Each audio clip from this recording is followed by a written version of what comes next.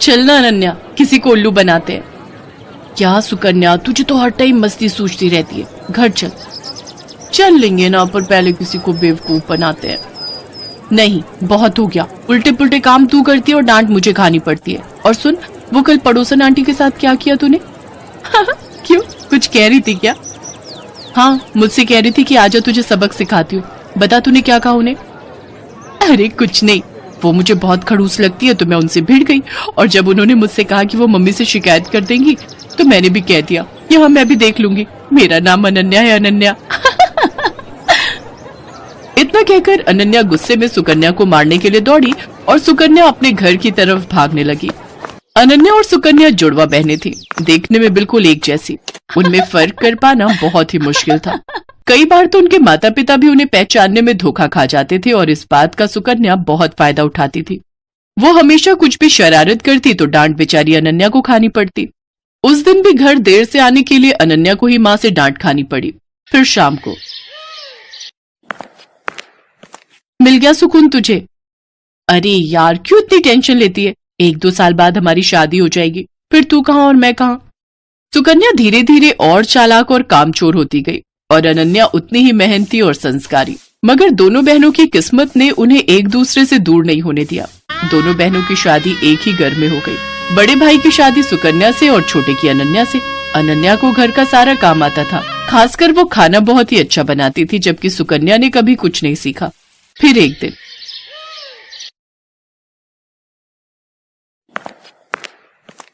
अरे बैठकर टीवी देख रही हो, पहले जाकर कपड़े तो धो लो। माँ जी, आप अनन्या को बोल दो ना, सुबह से मैं ही तो घर का सारा काम कर रही हूँ, बर्तन धोए और फिर खाना भी बनाया। अच्छा, सॉरी बेटा, मुझे लगा कि वो सब अनन्या ने किया है। नहीं नहीं माँ जी, सारे काम मैंने किए, वो तो बस अभी निकली है अपने कमरे से। अच्छा, रुको जरा, अभी खबर लेती हूँ उसकी। सरला गुस्से में अनन्या के पास गई जो झाड़ू लगा रही थी। दिन भर बस टीवी या फिर आराम, अब ये कोई टाइम है झाड़ू लगाने का? पर माँ जी। चुप हो जाओ, एक उसे देखो, अपनी बहन को, कितना काम करती है बेचारी। अपनी सास की बात सुनकर अनन्या समझ गई कि उसकी बहन सुकन्या ने उसकी सास को भी बेवकूफ बना दिया है। वो अपनी सास से कुछ नहीं बोली और चुपचाप झाड़ू लगाती रही। बेचारी अनन्या सुबह से शाम तक घर के सारे काम करती, लेकिन फिर भी उसे ही सास की डांट खानी पड़ती। फिर एक दिन, अरे बहू चल, मेरे साथ रसोई में आज मिलकर खाना बनाते हैं। ठीक है माँ जी, आप चलो, मैं आती हूँ। सरला रसोई की तरफ चली गई और सुकन्या सीधे अनन्या के कमरे में। अरे अनन्या, वो तुझे माँ जी बुला रही है खाना बनाने के लिए। अच्छा, बस अभी जाती हूँ। सुकन्या ने एक बार फिर अनन्या को बुद्धू बना दिया था और बेचारी अनन्या को पता ही नहीं था कि उसकी सास ने उसे नहीं बल्कि सुकन्या को बुलाया है। उधर रसोई में, आ गई, कहाँ रह गई थी? चलो एक काम करो, तुम आटा गूंथ दो, मैं सब्जी काट देती हूँ। ठीक है माँ जी। अनन्या ने बहुत जल्दी और बहुत अच्छा आटा गूंथा था, जिसे देखकर सरला बहुत खुश हुई। और फिर, क्या बात है, इतनी जल्दी और इतना अच्छा आटा गूंथ दिया। अरे तुम अनन्या को कुछ सिखाती क्यों नहीं हो? उसे तो कुछ भी नहीं आता। अनन्या समझ गई थी कि उसकी सास सरला उसे सुकन्या समझ रही थी और वो ये भी समझ गई थी कि रसोई के काम से बचने के लिए कामचोर सुकन्या ने उसे सरला के साथ भेज दिया। उसे सुकन्या पर बहुत गुस्सा आया, लेकिन वो कुछ बोली नहीं। ऐसे ही वक्त बीतता गया। सरला की नजर में घर का सारा काम सुकन्या करती थी, रसोई सुकन्या ही संभालती थी, जबकि अनन्या सिर्फ दिन भर टीवी देखती थी, जबकि सच इससे बिल्कुल उलट था। और फिर एक दिन, अरे बेटी सुकन्या। जी माँ जी, बताइए। उस दिन जो तुमने हलवा बनाया था ना, वो बादाम वाला, मेरा खाने का बहुत मन हो रहा है, मेरे लिए बना दो ना। इसमें कौन सी बड़ी बात है, लो आप टीवी देखो, मैं बस अभी लाती हूँ बनाकर। ना ना, मुझे तो खाना है ही, पर मुझे वो हलवा बनाना भी सीखना है, तो मैं भी चलती हूँ साथ। तुम बनाना और मैं देखूंगी। अब आप बैठिए ना माँ जी। अरे चलो ना, साथ में बनाते हैं।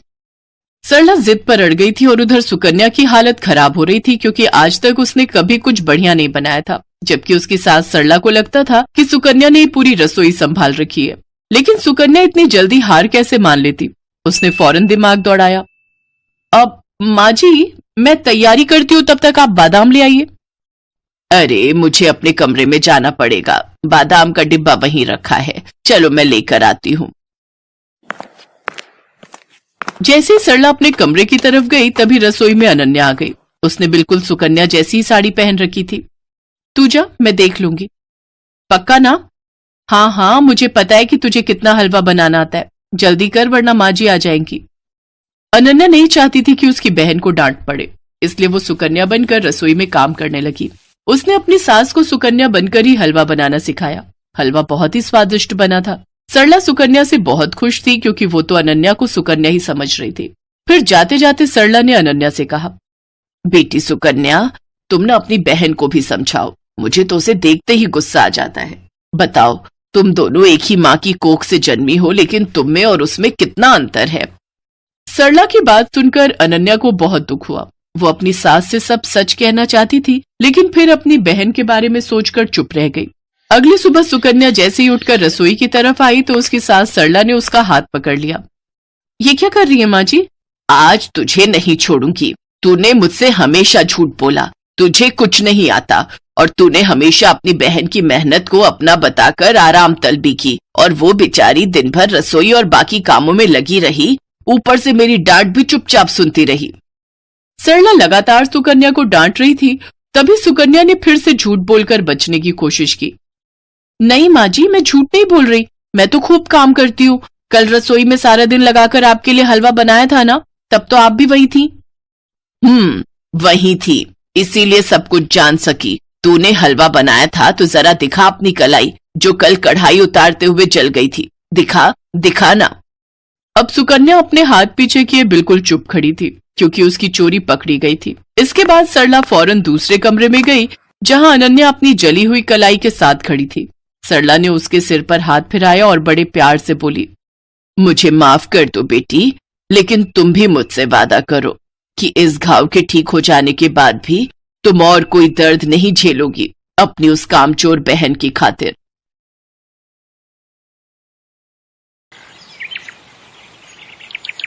जड़ी बूटी ले लो, बाल बढ़ाने वाली जड़ी बूटी, सिर्फ 5 रुपए में। बाल बढ़ाने वाली जड़ी बूटी सिर्फ 5 रुपए में? जरा देखो तो। सुधा को अपने बाल बढ़ाने थे, उसके लिए अब वो कुछ भी कर सकती थी। उसने बूढ़े आदमी से जड़ी बूटी खरीद ली। उस आदमी ने कहा, इस जड़ी बूटी को जोर जोर से पीसना, पीसने से तेल निकलेगा। उस तेल को सोने से पहले अपने बालों पे लगाना। जड़ी बूटी लेकर सुधा घर चली गई। तभी सुधा जड़ी बूटी पीसकर तेल निकालकर और उसे अपने सर पर लगाकर सो गई। और अगले दिन सुबह नींद से उठने के बाद उसने देखा उसके सर पर जितने भी बाल थे वो सब झड़ गए हैं। सुधा ये विश्वास नहीं कर पा रही थी। कहते हैं लड़कियां लंबे बालों में ही अच्छी लगती हैं, लेकिन सुधा के बाल बचपन से ही छोटे थे। उसके बाल बढ़ते ही नहीं थे। ऊपर से वो सांवली भी थी और दूसरी ओर उसकी बहन राधा के लंबे और घने बाल थे और राधा गोरी भी थी। इसीलिए राधा बचपन में हमेशा सुधा को चिढ़ाती थी, तू तो मेरी सगी बहन नहीं है, तुझे तो माँ और पापा रास्ते से उठाकर लाए थे, नहीं तो तू इतनी बदसूरत कैसे है। ये सुनकर सुधा हमेशा रोती थी। माँ पापा देखो ना राधा क्या बोल रही है, माँ पापा देखो ना। राधा और सुधा की माँ शमिता कहती थी, रो क्यों रही है सुधा, राधा ने कुछ गलत तो नहीं कहा, तू बदसूरत है, तेरे सर पर बाल भी नहीं है, मुझे ऐसी बेटी नहीं चाहिए थी। सुधा का पिता भी उससे प्यार नहीं करता था। सुधा को हमेशा हर किसी से नफरत ही मिलती थी। ऐसे ही बड़ी हुई सुधा। हर रोज वो रात को रोती थी और भगवान से प्रार्थना करती थी, हे भगवान कुछ चमत्कार करवा दीजिए, मेरे पैर तक लंबे बाल उगा दीजिए, प्लीज भगवान प्लीज। और इसी तरह सुधा और राधा दोनों जवान हो गए। आज सुधा को लड़के वाले देखने के लिए आने वाले हैं। सुधा आईने के सामने बैठकर तैयार हो रही है। उसके सर पर अभी भी ज्यादा बाल नहीं है। वो आईने में अपने आप को देख ही रही थी कि तभी उसकी माँ आ गई और ताने मारना शुरू कर दिया, यहाँ ऐसे बैठे रहने से कुछ नहीं होगा, जल्दी जल्दी करो, नहीं तो ये लड़का भी हाथ से चला जाएगा। वहां राधा आ गई और बोली, माँ मुझे तो समझ में नहीं आ रहा है कि आप मुझसे पहले इस भूतनी की शादी क्यों करवाना चाहती हो। राधा बेटी, इस भूतनी को तो पहले विदा करना पड़ेगा, नहीं तो बाद में कौन इससे शादी करेगा। एक बार बस ये सर से उतर जाए, उसके बाद मैं तेरे लिए बहुत अमीर और अच्छा लड़का ढूंढ कर लाऊंगी। माँ आप सभी मुझसे इतनी नफरत क्यों करते हो, आखिर मैंने किसी का क्या बिगाड़ा है। तेरे सर पर बाल नहीं है सुधा, तू बदसूरत है बदसूरत, तू मेरी बहन कहलाने के लायक नहीं है। थू, सुधा रोने लगी। वो पूरी जिंदगी रोती ही आई है। अविनाश नाम का लड़का सुधा को देखने के लिए आया। शमिता के कहने पर राधा अपने कमरे में ही बैठी हुई थी, क्योंकि शमिता ने उससे कहा था, बेटी तू कमरे के अंदर ही रहना, नहीं तो लड़के वाले सुधा से रिश्ता नहीं जोड़ेंगे। खैर, अविनाश के साथ सुधा का रिश्ता तय हो गया, लेकिन उसके लिए बहुत ज्यादा दहेज देना पड़ा। उस बात को लेकर भी शमिता सुधा को ताने मारने लगी। सुधा मन ही मन सोचने लगी, अपने घर में तो मुझे शांति नहीं मिली, शायद ससुराल में जाकर मैं खुश रहूंगी।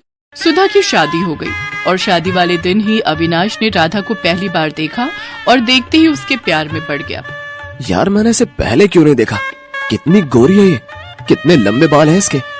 इससे पहले मिल लेता तो मुझे इस भूतनी से शादी नहीं करनी पड़ती। लेकिन अब कुछ नहीं हो सकता था।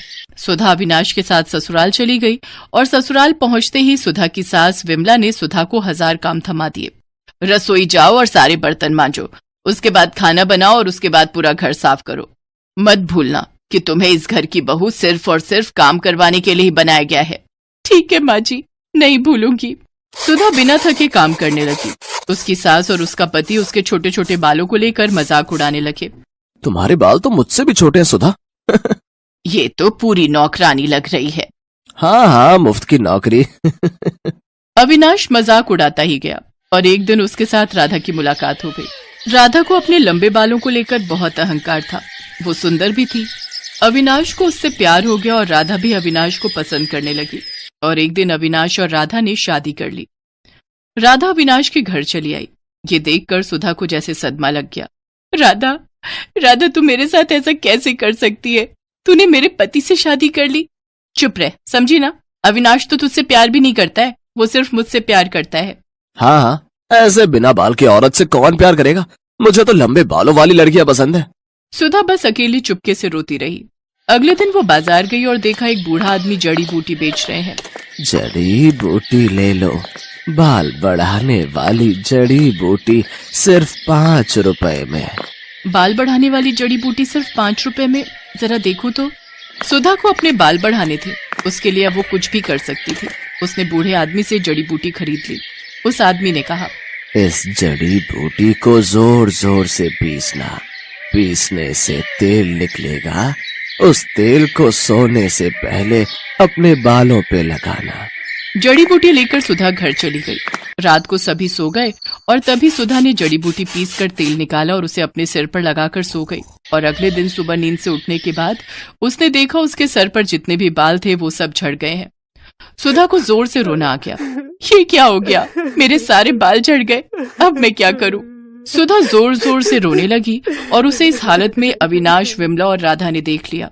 ये क्या, तू पूरी तरह से गंजी हो गई? छी, मैं देख नहीं पा रहा हूँ तुम्हारी तरफ, मुझे उल्टी आ रही है। सुधा, तुम निकलो यहाँ से। यहाँ तुम्हारी कोई जरूरत नहीं है। तुम इस घर में रहोगी तो इस घर का नाम बदनाम होगा। सभी ने मिलकर सुधा को घर से निकाल दिया। सुधा रोती हुई एक जंगल में चली गई। जंगल में वो एक पेड़ के नीचे बैठकर रोने लगी। उसी पेड़ पर एक पंछी रहती थी। उसने सुधा को रोते हुए देखकर कहा, तुम रो क्यों रही हो? सुधा ने उस पंछी को सब कुछ बताया। रो मत, ज्यादातर इंसान बुरे होते हैं, इसीलिए तो हम जंगल में रहते हैं। इस जंगल में सब कुछ है, बड़ी से बड़ी बीमारी का इलाज है यहाँ। एक फल है, उसका रस निकालकर सर पर लगाने से बाल बड़े हो सकते हैं। सच? कहाँ मिलेगा मुझे वो फल? मैं लाती हूँ। उस पंछी ने कुछ ही देर में सुधा को फल ला कर दिया। उस फल का रस निकालकर सुधा ने सर पर लगाया और उसके बाल उगने लगे। उसके बाल सर से पैर तक आ गए, काले लंबे घने बाल, ठीक जैसा सुधा चाहती थी।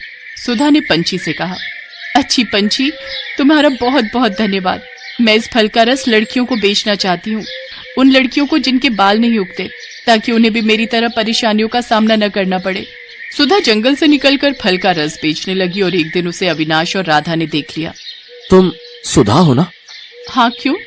अरे वाह, तुम्हारे इतने लंबे बाल कैसे हो गए? इस फल का रस निकालकर सर पर लगाने से। तुम बहुत खूबसूरत लग रही हो। क्या तुम मेरे साथ घर आना चाहोगी? ये सब देख और सुनकर राधा को जलन हो रही थी। उसने फल का रस लिया और पूरी बोतल अपने सर पर डाल ली, लेकिन उससे असर उल्टा हो गया। उसके सारे बाल झड़ गए और वो गंजी हो गई। ये क्या हुआ मेरे साथ? मैं गंजी हो गई। बहुत अच्छा हुआ, यही लालच का नतीजा है। बचपन से आज तक तूने मुझे चैन से जीने नहीं दिया, अब देख कैसा लगता है। और हाँ अविनाश, मैं फालतू लोगों के साथ नहीं रहना चाहती, तुम रहो अपनी पत्नी